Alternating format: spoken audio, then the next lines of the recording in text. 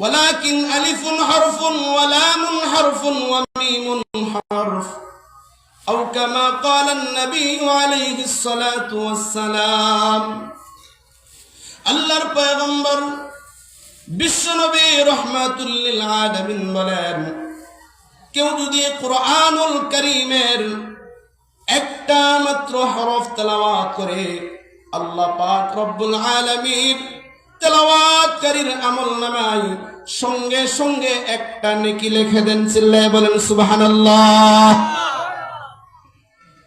ফালাহু হাসানাতু ওয়াল হাসানাহ বিআশরি আমসালিহা।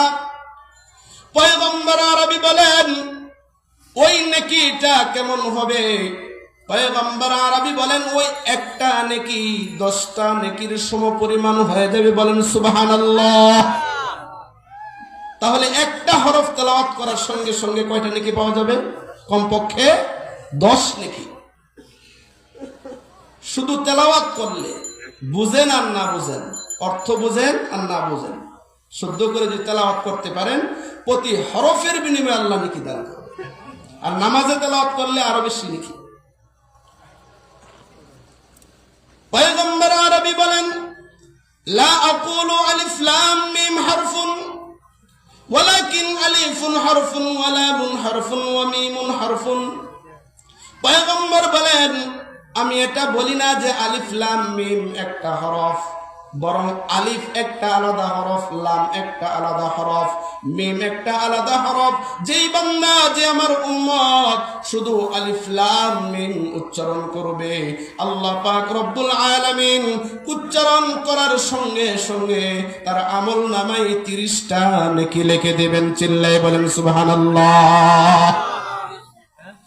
মুসলমান ইমানদার, কুরআনুল কারীম এত দামি একটা কিতাব, এই কিতাবের সঙ্গে যার সম্পর্ক হয়ে যাবে, কোনো না কোনো ভাবে কোরআনের সঙ্গে সম্পর্ক স্থাপন হয়ে যাবে, আল্লাহ পাক রব্বুল আলামিন ওই বান্দা বান্দিকে দুনিয়াতে এবং পরকালে দামি বানায় দিবেন।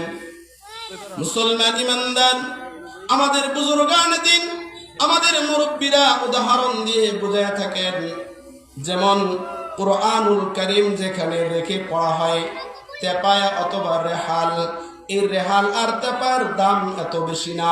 রেহাল মাত্র 300 টাকা দিয়ে পাওয়া যায়, কাঠের একটা রেহাল। অথচ কত দামি দামি ফার্নিচার আমরা বাড়িতে ব্যবহার করি। কোন ফার্নিচারের উপরে কোন চেয়ার অথবা সোফা অথবা অন্য কোন